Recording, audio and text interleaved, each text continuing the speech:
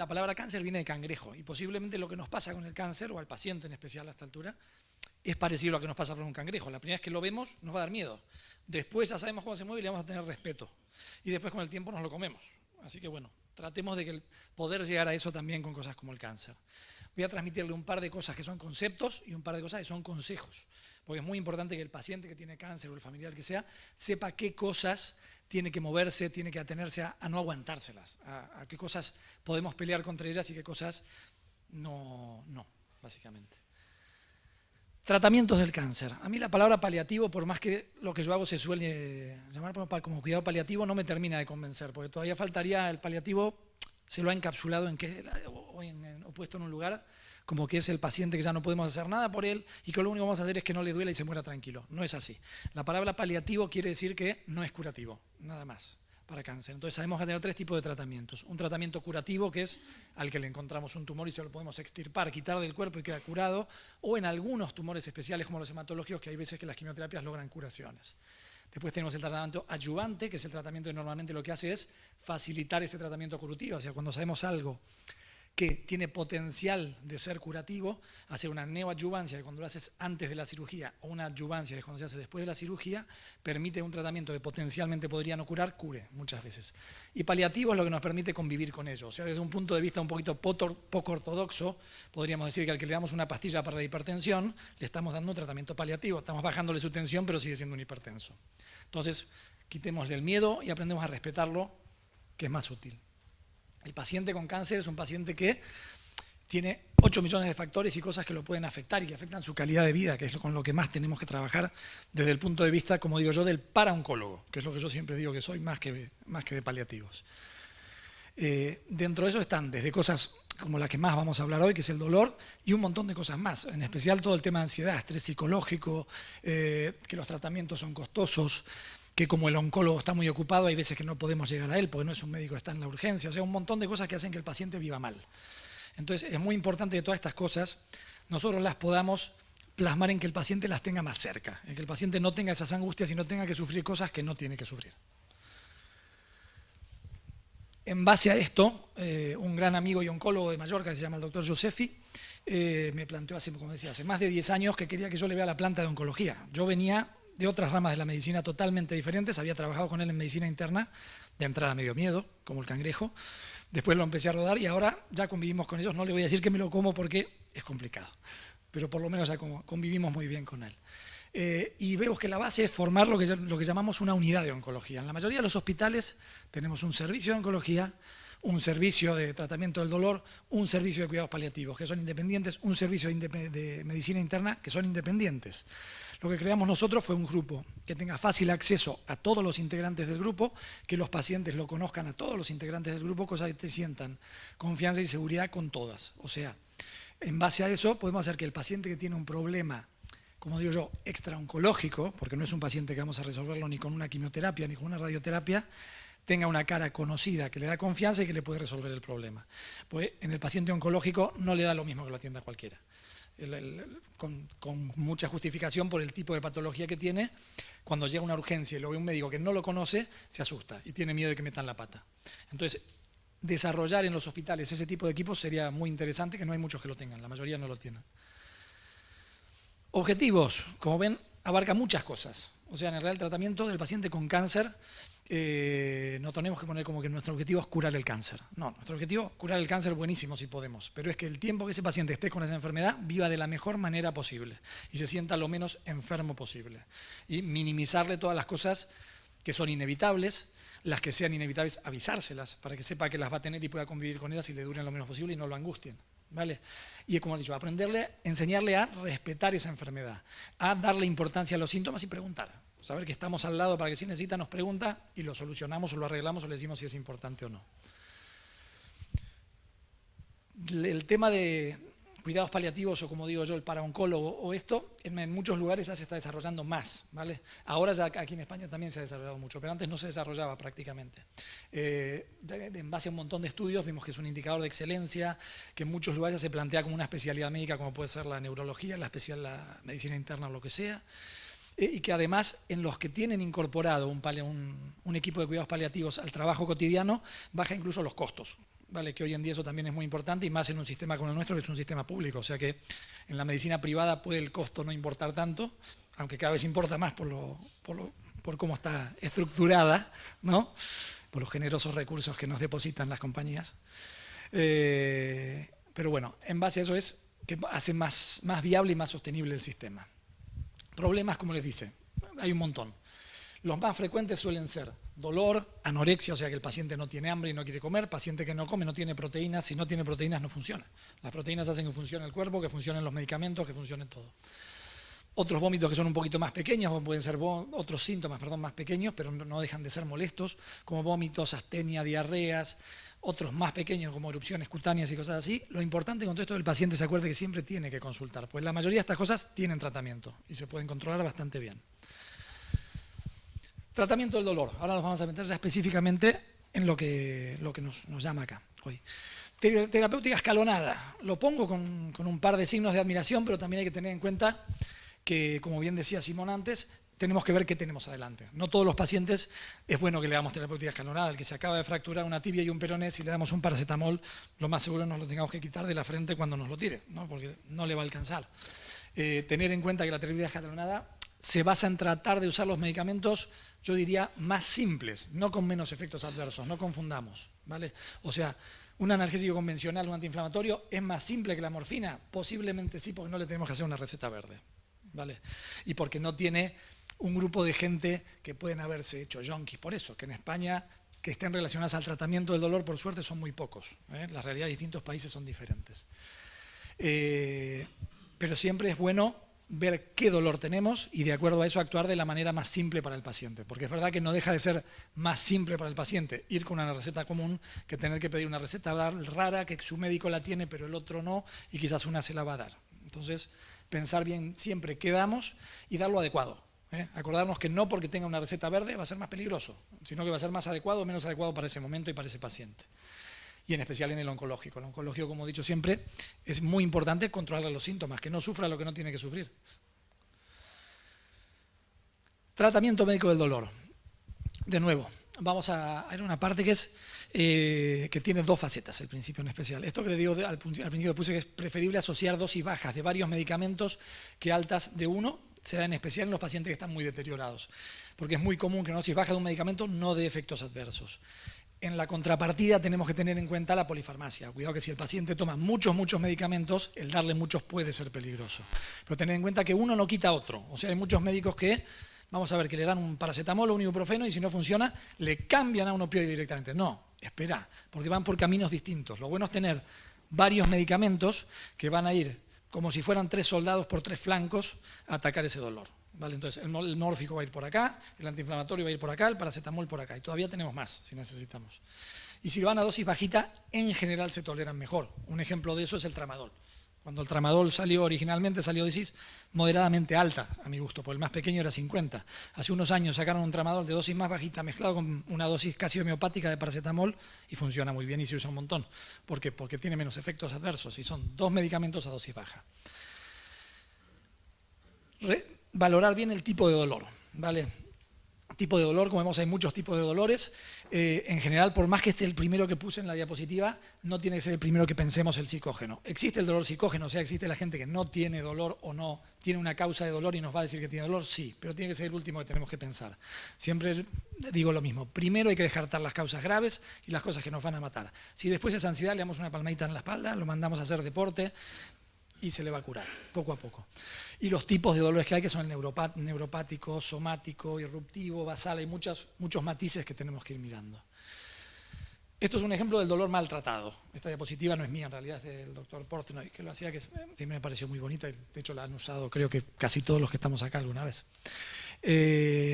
Lo clásico era tratar con el mismo tipo de medicamento todos los dolores, y eso generaba esto. O sea, generaba que el paciente tenía un dolor, que es esta línea de aquí abajo, es el dolor basal, o sea, es cómo está el paciente cuando se despierta, cuando está todo el día caminando por allí. Y cada tanto es como el que se tuerce y le agarra un latigazo, como lo describía él, que eso es el dolor irruptivo, que son estos picos. Si nosotros estos picos los tratamos con un medicamento lento y prolongado, ¿qué pasa? El paciente después no tiene pico, como pasa acá, y tiene un montón de medicamentos dando vueltas. Entonces, por eso es importante ver bien qué dolor tiene y de acuerdo a eso qué le vamos a dar al paciente. Esto sería el dolor bien tratado. 2 curvas, curva de dolor basal que se va a tratar con un tipo de medicamentos, curva de dolor irruptivo que se va a tratar con otro tipo de medicamentos. Tipo de dolor un poquitito más específico, de nuevo lo que les había dicho antes, dolor psicógeno, dolor somático, dolor neuropático, dolor mixto. En el oncológico tendremos en cuenta que la mayoría de los pacientes con dolor, y en el no oncológico muchas veces también, es mixto. ¿Qué quiere decir? Que tiene una causa somática es, yo me caigo por este escalón, me torcí un dedo y me duele el dedo, ¿vale? O sea, es un dolor que viene del lugar de donde se ha producido la lesión, o dolor nociceptivo, que sería lo mismo. El dolor neuropático, que es el otro componente del mixto, que es como el que tiene el problema de espalda y tiene la ciática. O sea, el dolor que le duele aquí es nociceptivo, porque tiene la columna mal y le duele, y hay inflamación local. Pero esa inflamación aprieta un nervio que va por atrás y hace que tenga un dolor neuropático. Se tratan distinto, por eso es muy importante identificarlos. El que tenga solo dolor en las lumbares se puede tratar con unas cosas y no se va a beneficiar de otras, y el que se le vaya por la pierna se va a beneficiar de otras que al anterior no le harían nada. En oncología, primero y principal, en oncología y en otras cosas. Los que trabajamos en unidad de dolor, lamentablemente, muchas veces nos llevamos sorpresas por gente que no ha sido mirada como toca. O sea, yo siempre digo, tratemos el dolor, perfecto, pero primero sepamos por qué le duele. Porque muchas veces uno se ha encontrado sorpresas desagradables, como una metástasis en alguien que le venían dando desde hace meses tratamiento del dolor, pero no le habían hecho un estudio bien hecho. Le habían hecho una radiografía simple, le habían dicho, no, tienes artrosis, estás viejo, tómate paracetamol. No. Entonces, primero, buscar las causas. Si es corregible, corregirlas. Terapia escalonada. Primer escalón, como dice, siempre fueron los analgésicos tradicionales, o sea, el paracetamol, los antiinflamatorios y esto, en parte por el fácil acceso. De nuevo remarco lo de antes, cuidado que fácil acceso no quiere decir falta de efectos adversos, ¿vale? Posiblemente diría que si vamos a agarrar todos los medicamentos de tratamiento del dolor, los antiinflamatorios son de los que más efectos adversos tienen, ¿vale? El año pasado aquí mismo dimos una charla de eso que me terminaron preguntando, y doctor, ¿ahora qué puedo tomar? Porque cada uno tenía una faceta distinta, ¿no? De nuevo, valorar la causa y el perfil. Recuerden que le habíamos dicho dolor mixto, dolor nociceptivo, dolor neuropático. Y causa, porque quizás no necesitamos darle 20 pastillas para el dolor, sino que le tenemos que quitar el clavo, ¿vale? Y se le va a calmar. Prevenir efectos adversos, hay medicamentos que sabemos que se los van a dar. Un paciente que nosotros le vamos a dar 3 diclofenacos al día, que es un antiinflamatorio excelente, un antiinflamatorio, sería raro que no le duela el estómago. A veces le podemos dar un protector de estómago para que no le duela, ¿vale? Así como con otros sabemos que no es necesario. El que se va a tomar 3 paracetamoles no tiene mucho sentido que se lo demos. Y tener en cuenta lo mismo que dije antes, que lo repito, lo dije varias veces, pero lo voy a decir 80 más o menos, que es que el paciente no debe tener dolor, no se tiene que aguantar. Nosotros en oncología puede ser que no podamos evitar que un tumor progrese, pero sí tenemos que evitar que no vomite, que no le duela, que pueda caminar, o sea, todas las cosas que un paciente tiene que poder hacer. Nos vamos a meter en la parte que posiblemente en oncología es más potente, es la parte de opioides. De hecho, hay muchos de los medicamentos que usamos que solo están autorizados para usar en opioides, entre comillas, ¿no? Porque yo también, muchos los utilizamos en pacientes no oncológicos porque sirven y funcionan bien. Tenemos que tener que no todos los opioides son iguales, todos son parecidos y en algunas cosas sí son iguales. Contradigo un poco, pero bueno, ahora lo explicaremos un poquitito. Para el dolor basal, ¿qué vamos a querer? Vamos a querer un medicamento que tiene que controlar un dolor prolongado. Entonces tenemos que elegir un tipo de medicamento. Lo que les decía antes, lo repetimos de vuelta, que siempre las cosas que se repiten quedan mejor en la cabeza. El que pasemos un escalón, el que demos algo más potente, no quiere decir que quitemos el anterior, porque el anterior ayuda por otra vía. No pensemos que siempre lo más usado es lo más seguro. Como les decía antes, los antiinflamatorios tienen muchísimos efectos adversos y otros medicamentos. Incluso si comparamos con los que están en el otro extremo y que más miedo se le tiene, son los opioides, el opioide tiene muchos menos efectos adversos que el antiinflamatorio, sin lugar a duda. Tener en cuenta, como decíamos, la vía. Cada paciente es distinto, o sea, hay pacientes que van a tener la boca hecha un desastre, que no van a querer una pastilla y les va a venir mejor un parche. Hay pacientes que va a ser al revés. Hay pacientes que no querrán tomar una pastilla todos los días y que si el efecto es el mismo el que conseguimos, podemos decir darle un parche que se cambia cada 3 días, ¿vale? Que va a ser más cómodo en ese caso.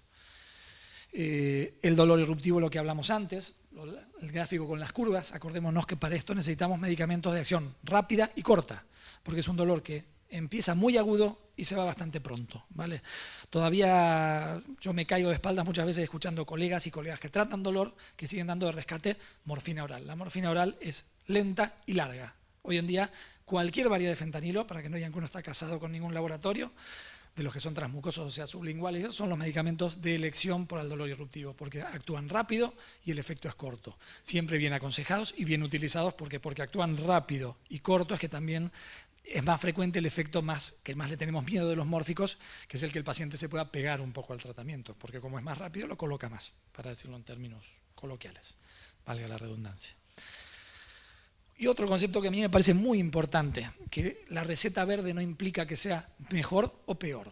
O sea, todos los opioides, absolutamente todos, desde el más simple que se vende con receta normal como el tramadol, hasta la morfina pura y dura en ampollas, ¿vale?, comparten prácticamente los mismos efectos adversos. E incluso muchas veces los llamados más simples, a dosis que controlen el dolor, terminan teniendo más efectos adversos. Entonces hay que tener cuidado. Si bien es bueno empezar con las dosis bajas de los más simples para que el paciente no necesite todos estos recursos de la receta verde y lo demás, es bueno saber en el punto en el que tenemos que cambiar a otro para que le dé menos efectos adversos y lo controle, que no tenga dolor, que es lo que tenemos que buscar.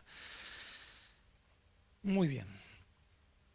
Entonces, resumiendo, tenemos que utilizar el tratamiento más cómodo y accesible, como dijimos antes, diferencia en parche, pastilla, sublingual, rápido, corto, adaptarlo a cada paciente.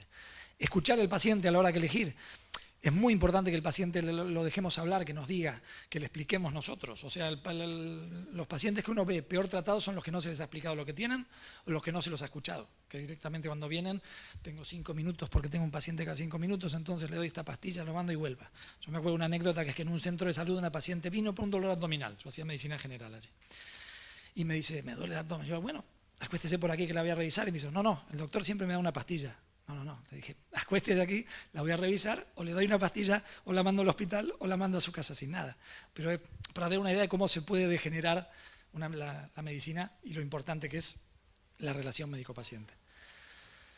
Muy bien, prevenir efectos adversos. Como dije antes, hay muchos que sabemos que es muy probable que los tenga el paciente. Tenemos un paciente tomando 20.000 cosas, que le vamos a dar un antiinflamatorio, démosle un omeprazol, pantoprazol, lansoprazol, el que querramos, para evitarle un efecto más adverso. Vamos a iniciarle un opioide de los que sabemos que tienen más frecuencia de vómitos, náuseas y eso. Los primeros días démosle un antiemético simple, no cuesta nada, algo para que el paciente vomite menos hasta que su cuerpo se adapta. De hecho, muchos medicamentos pasa que por eso se toleran mal. Y el paciente que toleró mal un medicamento no se lo hacemos tomar después ni con una pistola en la cabeza, pues ya dice, no, ese medicamento no, que me sentó terrible. O lo que decías antes del Lírica, es un excelente medicamento. Los que lo saben pautar, lo pautan muy de a poquito, empiezan con dosis que son absolutamente homeopáticas, que no hacen nada para el dolor. Pero es la manera de que el paciente lo tolere. Y lo que más nos encontramos, como no hay traumatólogos, lo podemos decir también, es que de repente algún traumatólogo dice, ese dolor se le irradia, tome 150 de Lírica cada 12 horas. Y viene el paciente confuso, dormido, que le duele todo, que no puede hablar. Y dice, esa porquería no me la dé más, que no la puedo tomar. ¿Es culpa de Lírica? No, es culpa de que se lo dieron mal. Entonces, escuchemos, pautemos como toca, prevengamos los efectos adversos. Tratamiento basal con drogas simples, como decía, es bueno mantener algo, ¿vale? Salvo que nos demos cuenta de que no sirve para nada. Hay pacientes que vemos que si se los retiramos no nos cambian nada el dolor, en esos los podemos retirar. Pero en la mayoría siempre ayuda, porque como decíamos, es trabajo en equipo. Los medicamentos trabajan también en equipo. Tipo de tratamiento para el dolor basal. Vamos a hacer un paneo rápido, porque ustedes no los van a recetar, pero para que sepan más o menos lo que hay, ¿no? Dentro de los que son los transdérmicos, o sea, los que van por la piel, tenemos el fentanilo y la buprenorfina, son los más usados. Que el fentanilo es el Durogesic, Fendivia, hay varias marcas, hay genérico también, o sea, hay unos cuantos dando buena. La buprenorfina, que era el Trastec del mercado, que también es un buen medicamento. Después tenemos varios que son por vía oral, como la oxicodona, que era el Targin, el Oxycontin, es un medicamento muy usado, que ahora le debemos dolores de cabeza importados de Estados Unidos. Han tenido muchos problemas en Estados Unidos con la oxicodona y ahora nos quieren transmitir el mismo problema, decir que tenemos que tener cuidado con los opioides aquí. Es totalmente distinto el panorama social, cómo se aplicó y lo que pasó en Estados Unidos. Sigamos teniéndole respeto a los opioides, pero cuidado que no estamos en Estados Unidos. Es totalmente distinto, ¿vale? El mercado. Morfina oral MST, como he dicho, es la más simple, la más barata también, que eso, querrámoslo o no, en algún tipo de pacientes también es importante. Hay pacientes que no se van a poder comprar el último medicamento por más que sea mejor tolerado, por más que sea mejor calidad de medicamento. Y el dolor se lo va a controlar bien. El dolor basal, acordémonos, el dolor irruptivo, fentanilo. Todo el resto se pueden controlar con cualquiera de los medicamentos. Hidromorfona es un medicamento que ahora pasó un poquitito de moda, tuvo un flash de un tiempo de su uso, ahora casi no se receta, honestamente. No nos queda muy claro por qué, además. El laboratorio de golpe pasó a desaparecer del planeta y no era un mal medicamento. También es una variedad de morfina de acción prolongada que estaba bastante bien. Tramadol, que como decíamos, lo tenemos como el hermano bueno la gente, porque es el hermano que lo recetamos con receta normal, pero yo lo tengo con el hermano más o menos bueno. Cuidado que hay veces las cosas que nos cuenta no son tan así. De hecho, tiene algunos efectos que son específicos del tramadol, como que de manera idiosincrática puede dar hipotensión. Y cuando hay hipotensiones que el paciente viene con 6 de máxima y lo tiene que tener acostado 2 horas. ¿Vale? Muy poco frecuente, sí, es poco frecuente, pero yo he visto un par y cuando lo ves el paciente queda muy mal. ¿Qué quiere decir? Lo que les dije antes, todos los opioides son opioides, todos los derivados de la morfina comparten efectos. Entonces no pensemos que porque tenga receta verde me voy a hacer yonki mañana. No, nunca. Y en el oncológico menos. El oncológico tiene que no tener dolor, no tener síntomas, dentro de lo que se puede. Tapentadol. Tapentadol es el hermano mayor del tramadol, posiblemente comparten unos cuantos efectos parecidos desde el punto de vista terapéutico y con muchísimo menos efectos adversos. Posiblemente de los que han salido en los últimos años, podría decirse que es el más novedoso, el más interesante. Y tener en cuenta que hay otro concepto que antes era una prohibición, que es la combinación. Antes combinar opioides era un pecado, o sea, porque en parte había algunos que al tener efecto parcial, o sea, que no estimulaban de todo, con esos puntualmente había un poquito de problema.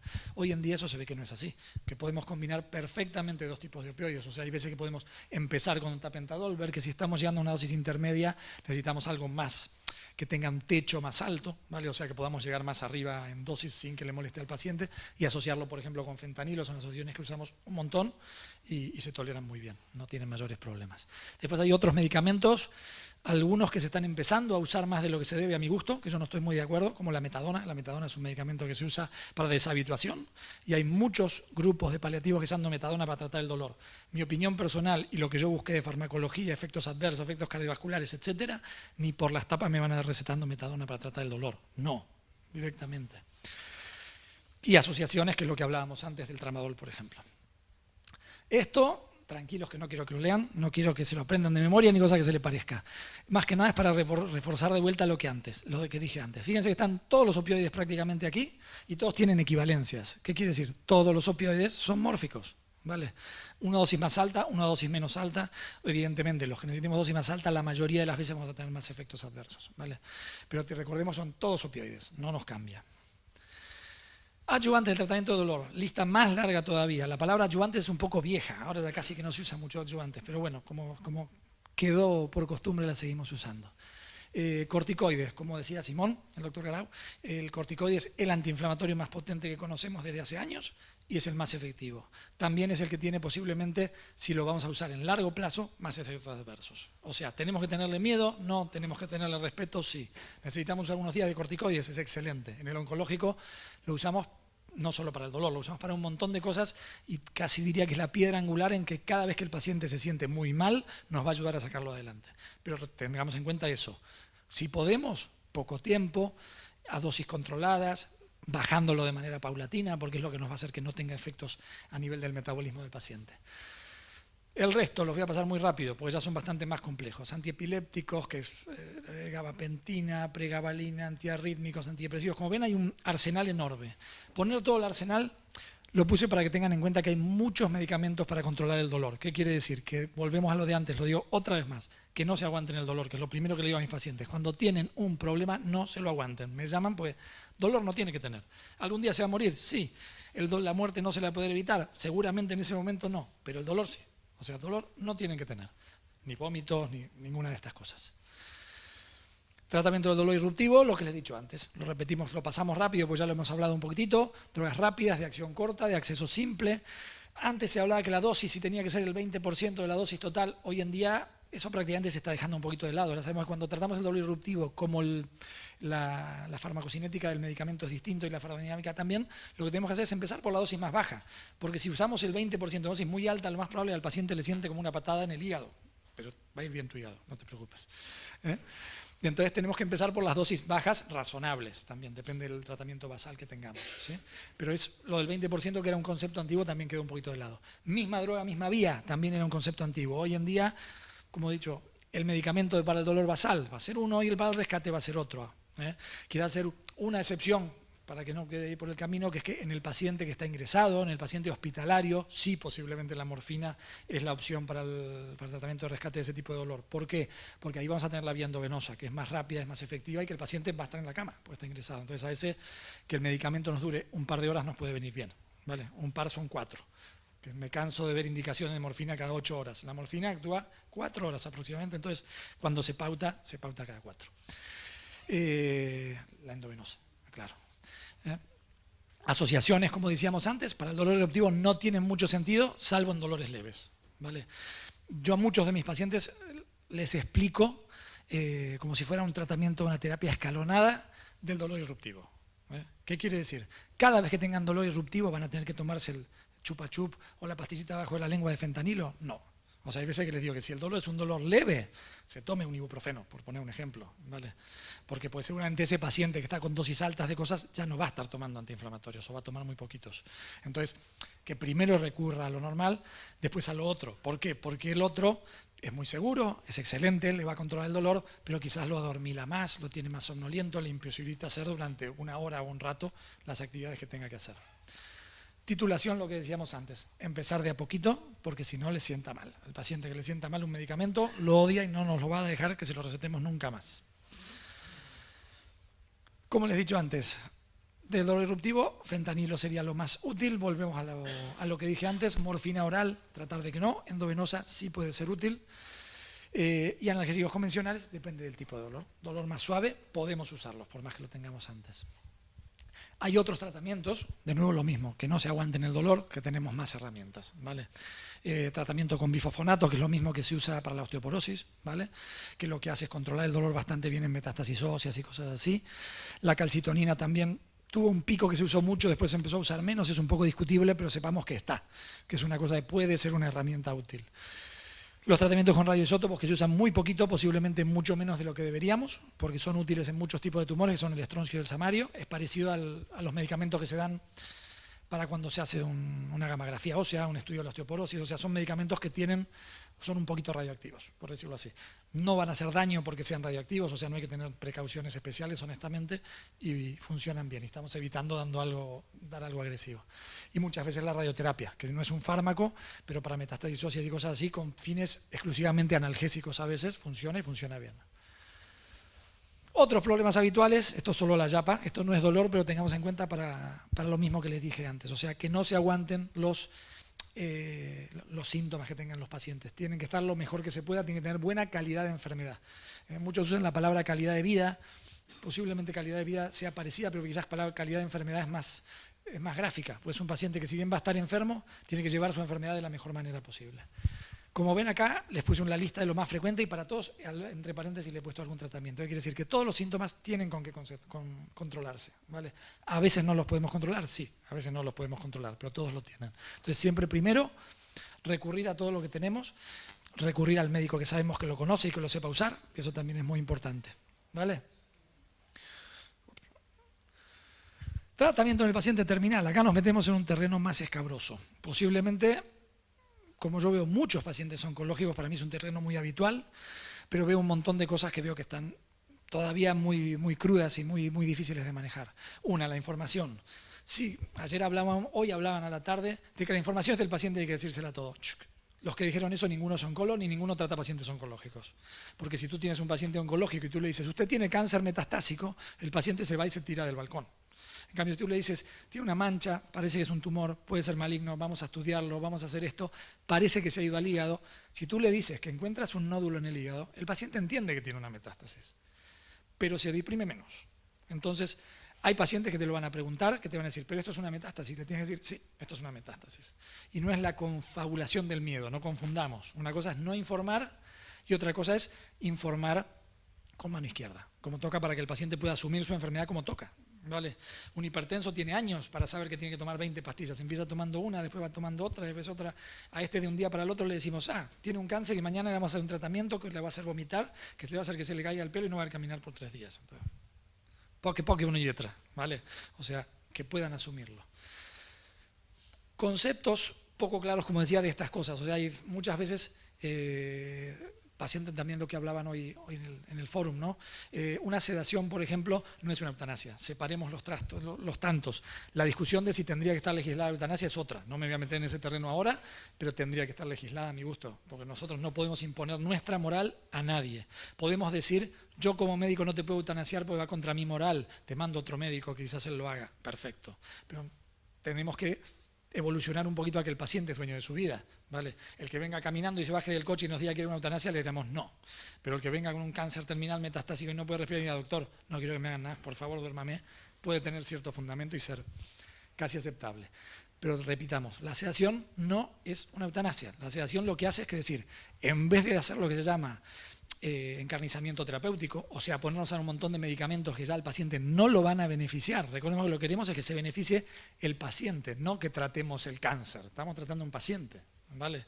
Entonces, cuando llegue a ese punto, tenemos que hacerlo, vivir bien lo que puede vivir bien, y cuando tenga que morirse, que se muera bien, que se muera tranquilo, que la familia lo vea en reposo, tranquilo, en una cama, sin ahogarse, sin quejarse, que tú le puedas tocar así y no levante el brazo. ¿Vale? O sea, una sedación no es eutanasia y es yo, personalmente, si algún día llego a esa situación, por favor, cédeme, ni se les ocurra decirme que no.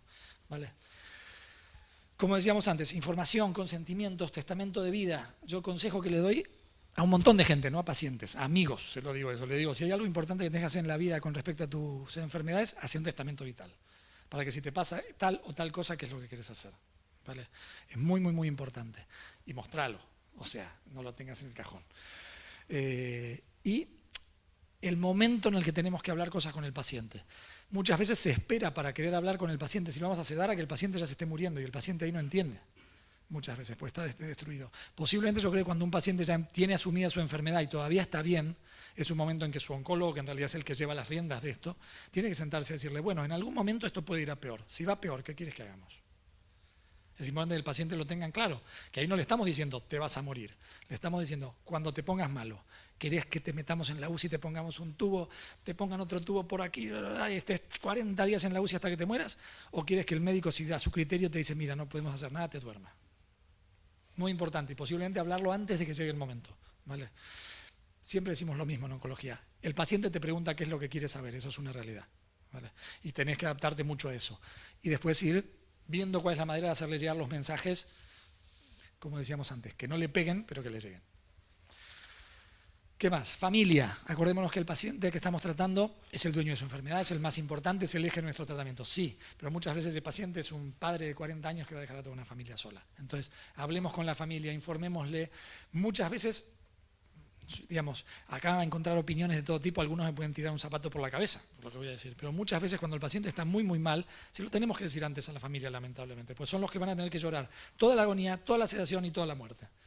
Entonces, cuando ya uno ve que una enfermedad va a progresar, muy posiblemente tiene que decirle a la familia, ir hablando, que tienen que prepararse para eso, para poder llegar bien, para poder llegar, y que no es que no nos va a golpear, no nos va a doler, la piña de Mike Tyson nos duele siempre, pero si sabemos que nos la va a pegar, aunque sea, ponemos la cara un poquito más así para que nos moleste un poco menos. Y otro concepto que los que no trabajan en oncología no lo tienen, concepto de tiempo, preguntémosle al paciente. O sea, un paciente que le diagnostican un cáncer de páncreas y alguien que no entiende de esto te dice, ¿para qué lo vas a tratar? Si vas a pasar de que viva 6 meses a que viva un año. Perdón, si vos te dicen que vas a vivir 6 meses, ¿vale? Que te digan puedes vivir un año puede ser mucho. O sea, lo que para mí, sano o lo que sea, es poco tiempo, para ese paciente puede ser mucho. Entonces, demos la oportunidad siempre de qué es lo que quiere hacer, sabiendo las opciones, sabiendo los efectos adversos y todo lo demás. Pero entendamos que el tiempo de un paciente al que le pusimos un relojito allá, pues le dijimos tienes una enfermedad que no se te puede curar, tiene mucho más valor que el que tiene el de alguien que va caminando por ahí. ¿Vale? ¿Qué más? Creo que ya hasta aquí. Nada más. Muchas gracias. Los 3 lugares que posiblemente más cercanos al corazón tengo, y lo digo en serio, que son mi Buenos Aires, querido, donde nací hace años, Palma de Mallorca, donde vivo ahora, que es una isla espectacular y extraordinaria, y pusimos el Faro de Favarich, que la verdad, Menorca también hace, no sé, más de 10 años que vengo 2 veces por año como mínimo, y también la llevo acá. Gracias.